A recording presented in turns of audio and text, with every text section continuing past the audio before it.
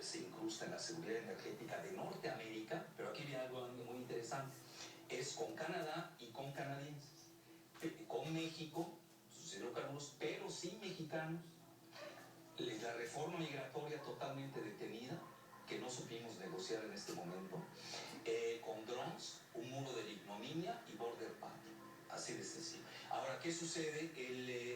Voy más allá, Robert Zoellick, que fue el verdadero cerebro del TLCAN, en una entrevista que le hace al Financial Times, que tú sabes, ahí es donde va Peña y Videgaray a claudicar y entregar lo que al final de cuentas fue el proyecto, lo que sacó el Financial Times, el Wall Street Journal y Bloomberg. No varió, fue totalmente lo que quisieron. Yo diría que prácticamente fue redactado por las transnacionales esta reforma energética. Entonces, aquí lo que estamos viendo en esa entrevista de Robert Zoellick, ex presidente del Banco Mundial, no estamos hablando de cualquier persona, una gente muy influyente en Estados Unidos, él comenta que ya estamos en el momento de las megaregiones y América del Norte, como tal como lo definí, que luego va a entrar al NORTHCOM, al Comando Norte, esta América del Norte con 500 millones de habitantes, autosuficiente en energía, que Estados Unidos no lo es, pero sí lo es México por sus reservas, igual Canadá, van a servir para contener a China de 1.500 millones. Así que vámonos preparando a la guerra contra China. Miriam Brunstein, para ti, ¿qué es lo que se está jugando en México en estos momentos con esta reforma energética? Aquí coincidiría con Alfredo que estamos jugando el futuro del país. Este no es un tema menor. En eso estamos totalmente de acuerdo. Pero yo veo un escenario más de condicionantes, ¿no? Si tenemos las condiciones institucionales para abrir, esto podría servir hasta cierto punto. Un boom en la industria petrolera y una expansión en la capacidad de generar electricidad en menores tarifas no resuelven un montón de problemas que tenemos en el país. Eso no nos engañemos. El petróleo, cuando hay problemas, los puede agravar enormemente. Una apertura petrolera alimenta a gente autoritaria, a gente represiva, le da dinero y medios a gobiernos autoritarios para volverse más fuertes. Entonces tenemos que tener mucho cuidado. ¿Qué estamos haciendo? Porque si tenemos un boom petrolero con un gobierno autoritario, esto podría empoderar al gobierno autoritario enormemente. ¿Y qué tenemos ahora? Yo no veo claro, y lo primero que no veo claro es qué traen los senadores y diputados del PRI y del PAN. Porque en 2008, cuando me tocó ver la reforma del sector energético, vi todavía un Estado aferrado a Pemex que dependía política e institucionalmente enormemente de Pemex. Y así ha sido por más de 75 años. Entonces, la reciprocidad de intercambio de favores y de poder entre Pemex y el gobierno ha sido constante. Entonces, ¿por qué de repente tanto amor a los mercados cuando ni el PRI ni el PAN los han querido tantos?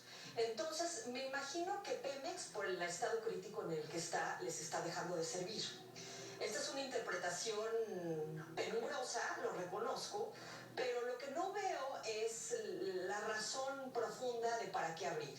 ¿Qué quieren crear? Condiciones de detonación de la industria manufacturera nacional, desarrollo, expansión, distribución del ingreso una vez que entren ingresos petroleros fuertes. No lo veo en la política pública. Entonces me parece muy preocupante. Y también lo que me parece muy preocupante es las condiciones institucionales en las que estamos.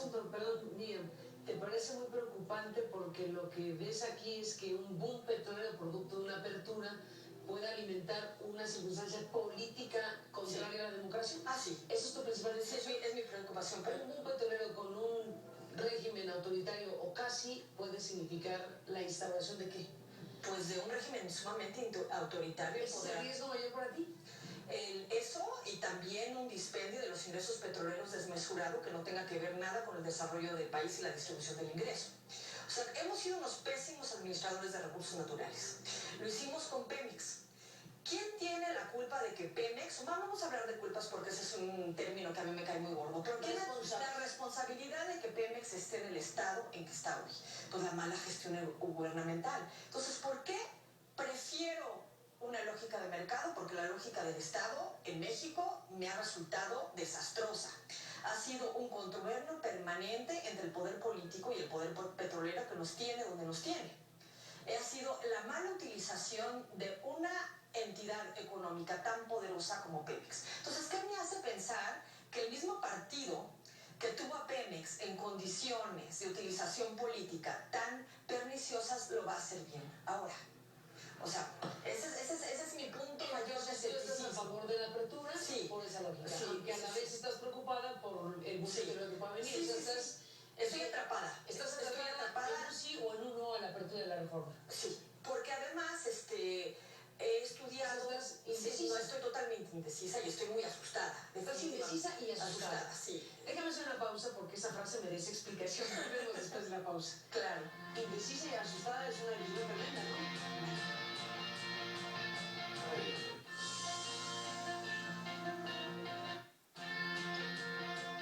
Aristegui es patrocinado por Miriam, ¿dónde te quedaste? Tú estás haciendo una disertación acerca de tus principales temores respecto a la apertura tan amplia, porque además es una apertura insólita para México, hay que decirlo, es una apertura total prácticamente que se incluye en el tema de Nos las rebasa licencias. lo que pusieron en PAN y el PRI. Bueno, La del PAN no.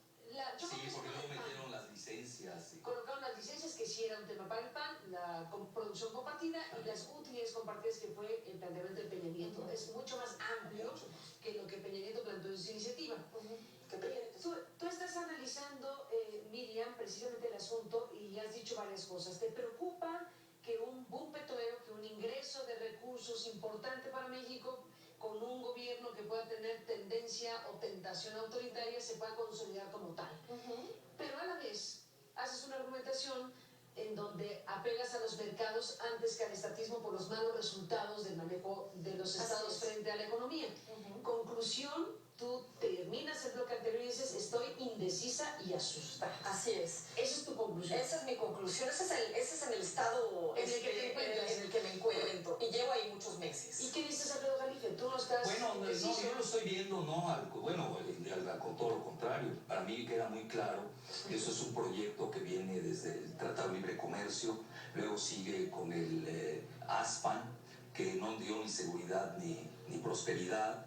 Luego nos quisieron meter al ALCA, que no funcionó. Luego nos trataron de meter al Plan Puebla-Panamá, que fue un súper fracaso.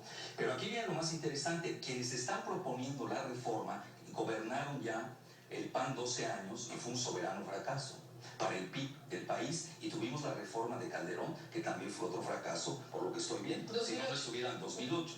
Luego también los del PRI. Oye, ellos gobernaron, ellos les tocó. ¿Quiénes fueron los que inyectaron el nitrógeno al petróleo para extraerlo rápidamente? Pues fue Adrián Las Vargas. Digo, se los olvida. ¿Pero eso para qué era? Desgraciadamente aquí hay dos visiones. Tú tienes qué necesitas para México y qué necesitas para Estados Unidos. Son dos visiones diametralmente opuestas. A Estados Unidos le conviene un precio bajísimo del petróleo, que ahí traigo el reporte del 18 de noviembre del Congreso, el Congressional Research Service, que es para el Congreso de Estados Unidos, es para ellos, para los miembros del Congreso. Abiertamente te dicen que va a bajar el precio del petróleo, lo cual va a dañar a México. Esas cuentas alegres que va a haber un boom petrolero, va a haber un boom petrolero para las transnacionales en aguas profundas, pero para México yo soy muy escéptico. Ahí tengo que ver las cuentas, ver qué queda de todo este desmantelamiento de Pemex, aquí en tierra firme, en aguas someras. En aguas profundas Pemex no va a existir, va a acabar pronto. Eso va a ser el boom de ExxonMobil y de Chevron. Quizás metan a Shell. Y aquí lo fundamental es lo siguiente: no estoy viendo resguardos ambientales. El Shell Gas ahora lo encubren como gas natural. Sí, pero el Shell Gas ahorita en Europa lo prohibieron. Y está el panel intergubernamental del cambio climático de la ONU, que te dice que produce metano en 10% con el gas, que es 86 veces más tóxico que el dióxido de carbono. Y aquí parece ser que esta consideración no se toma en cuenta. Incluso estamos premiando a las depredadoras del Golfo de México y a las depredadoras en todo el mundo de lo que han hecho con el medio ambiente. Tienes ExxonMobil, el caso de Exxon Valdez en Alaska, tienes a Chevron, y me pasaría toda la noche dando datos, tienes el caso de Chevron en el Amazonas con Ecuador, etc. Entonces, ¿qué estamos viendo? Que obviamente para Estados Unidos baje el precio del petróleo, pero eso le va a dañar a México. ¿En qué nos beneficia una baja del petróleo? Fíjate la paradoja. Ahora nos están vendiendo dos cosas, hay los argumentos clave. Que México bajó su producción. En efecto, sí, porque le inyectaron nitrógeno, que fue una tontería. Eso nadie lo está diciendo. Ahora, se bajó, pero ve la paradoja. Subió el precio. Obtuvimos el año pasado 125,000 millones de dólares de ingresos. Más de 500,000 millones de dólares en los pasados 5 años. Pero voy más lejos también, eso es fundamental entenderlo. ¿Quién se está llevando ese dinero? 70% se lo lleva a la Secretaría de Hacienda. El problema no es Pemex, que hay que reformarlo. Yo estoy de acuerdo en ello. Y hay que modernizarla en el sentido real de la palabra. Ahí tienes a PetroChina, tienes ejemplos muy exitosos. Pero ¿cuánto se está llevando Noruega? Se llevan el 20%, Colombia se lleva el 11%. ¿Por qué el 70%? Pues no hay una empresa que pueda resistir eso, la están quebrando. Cuando tú te vas a los números duros, ves que Pemex es la única empresa mexicana que está en el lugar 36. No hay ninguna entre las 100 primeras. Y si te vas a las 500 primeras de Fortune, tienes América Móvil, de mi paisano Slim, anda por el 200 y pico, y anda la CFE con todo y que la han desmantelado, anda por el lugar 400 y pico. No veo a Bachoco, no veo a Bimbo, no veo a Cemex, no veo a Televisa, no veo a ninguna. Es decir, las empresas privadas en México no investigan, no hacen desarrollo, tampoco saben de petróleo, es decir, van a maquilar. Los que sí saben de tecnología en aguas profundas son las transnacionales anglosajonas, pero ahí voy también a otro punto. Tampoco es una tecnología del otro mundo, se aprende en 2 años. Los brasileños, que son los mejores perforadores del mundo, Miriam, ¿por qué se sacan? lo dicen que son quienes se aprenden en 2 años. No tiene nada del otro mundo, no se sabe de tecnología de fuera del padre. Ahora, México lo que está haciendo es claudicar. No veo transferencia de tecnología. Es decir, estamos diciendo, me doy, cedo, ahí les doy, les entrego todo, porque no se realiza. Claro, porque también hay chantajes transnacionales muy fuertes en materia financiera. Miriam Glusten. Alguna vez tuve la suerte de ver una transacción de Chevron en aguas profundas del Golfo de México, y estaban realmente entrampados con un proyecto en aguas profundas, precisamente porque la selección del acero para colocar la tubería en aguas profundas les había tomado 2 o 3 años. Únicamente las pruebas para verificar la resistencia del acero en diferentes presiones y diferentes temperaturas. Yo creo que no podemos subestimar la cantidad de inversión en el desarrollo y en la investigación en la tecnología de aguas profundas. Yo creo que sí es una irresponsabilidad decir que es un juego de niños. Yo no lo creo y lo he visto. De hecho, algunos de los ingenieros de las empresas petroleras internacionales son personas en las que se han invertido millones de dólares al grado de que tienen seguros de hombre clave. Si se llegan a morir, la empresa recibe una indemnización inmensa, simple y sencillamente por lo que está en la cabeza de esas personas. Entonces no creo que es algo que se aprenda y que se perfeccione en un par de años. Digo, no lo he visto. Incluso en términos de lo que podría representar para nosotros en materia de ganancias en barriles, la media de los contratos internacionales, incluyo contratos de producción compartida, joint ventures y concesiones, anda como en el 40 o 45 a favor de la empresa y 55 a favor del Estado. Esa es la media, y es una media que se saca de un análisis de todos los contratos petroleros a nivel internacional. ¿Y por qué? Porque esto es un mercado. Entonces, si las empresas empiezan a ser demasiado exigentes en un país, el país es prometedor, el país se puede cerrar y tiene que migrar a otra parte. Entonces tampoco son tan implacables.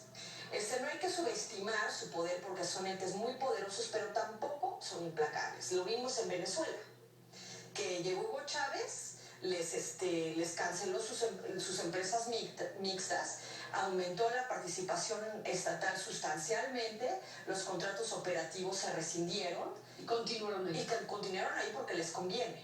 Entonces, y tienen activos hundidos en un país y también tienen una carga reputacional muy importante. O sea que no son estos entes monstruosos con los que nadie puede bregar. Además, son entes muy complejos. O sea, la composición accionaria de las empresas hace que la toma de decisiones sea muy compleja.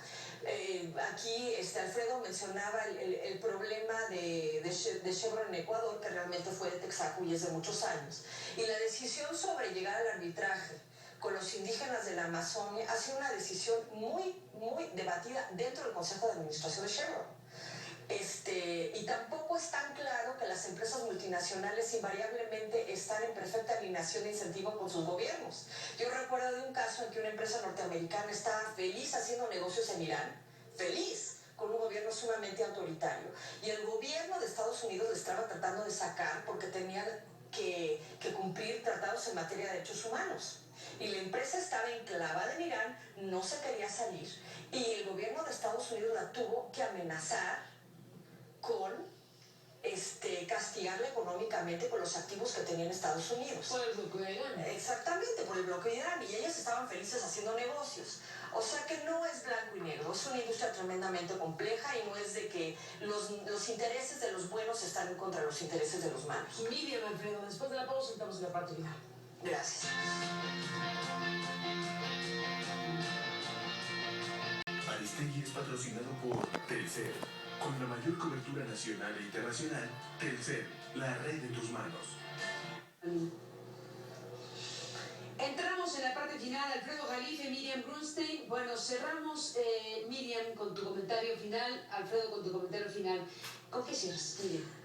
Pues un llamado a que la sociedad sea especialmente vigilante porque nos estamos jugando muchísimo. ¿Y qué dicen de la sociedad, por cierto, y de los medios y la cobertura de los medios? Pues muy escasa, ¿no? muy escasa. Muy escasa para el tema que es, ¿no? Así es, estoy desconcertada de ver que a la gente no le interesa el tema cuando estamos entrando a un país diferente. Coincido aquí con mi colega. No sé si a la gente no le interesa el tema, es un tema de debatirse también. Pero bueno, también, pero creo que no está consciente de las implicaciones de lo que viene, ¿no? Y coincidiría con Alfredo de que esto podría implicar la desaparición de Pemex y el CFE. Y son emblemas nacionales enormemente relevantes. Entonces, tenemos que estar con los ojos muy abiertos para ver qué pasa de aquí en adelante, porque no se trata de echar a la basura 75 años de industria energética nacional. Yo creo que debemos de hacer mucho por rescatarla y de participar activamente en la construcción de instituciones. Yo creo que la apertura es un hecho, pero la apertura tendrá menos consecuencias autoritarias en la medida de que los ciudadanos nos involucremos fuerte en la construcción de instituciones, en reclamos ciudadanos. Alfredo Jalife, para despedir. Bueno, en aguas profundas, una cosa es el aprendizaje en 2 años de la tecnología, que eso los dicen los de Petrobras, que son los que más saben del tema, y otra cosa es explorar y extraer, que puede durar en promedio 10 años. Ahora, en relación específica a lo que representa esta apertura, es darwinista. Totalmente. El grande se va a comer al pequeño. No hay manera de competir.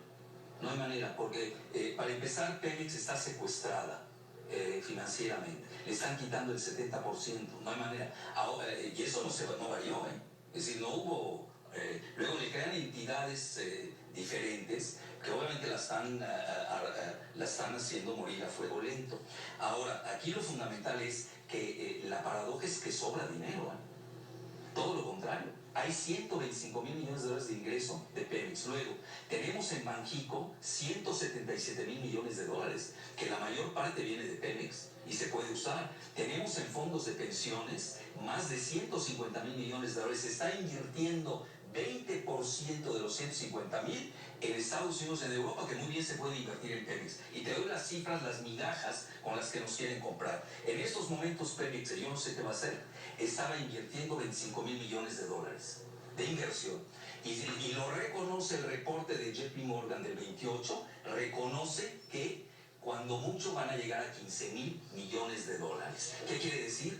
Con migajas se van a llevar las grandes reservas, quizás una de las mayores del mundo, que existen en las aguas profundas del Golfo de México. Es una verdadera claudicación. Alfredo Jalife, Miriam Brunstein, gracias a los dos por estar aquí. Y desde luego seguiremos en el tema, obviamente, en este programa y donde haya espacios para hacerlo. Gracias por estar aquí a los dos. Y gracias a usted que nos permite acompañarles. Pásela bien. Y aquí le esperamos.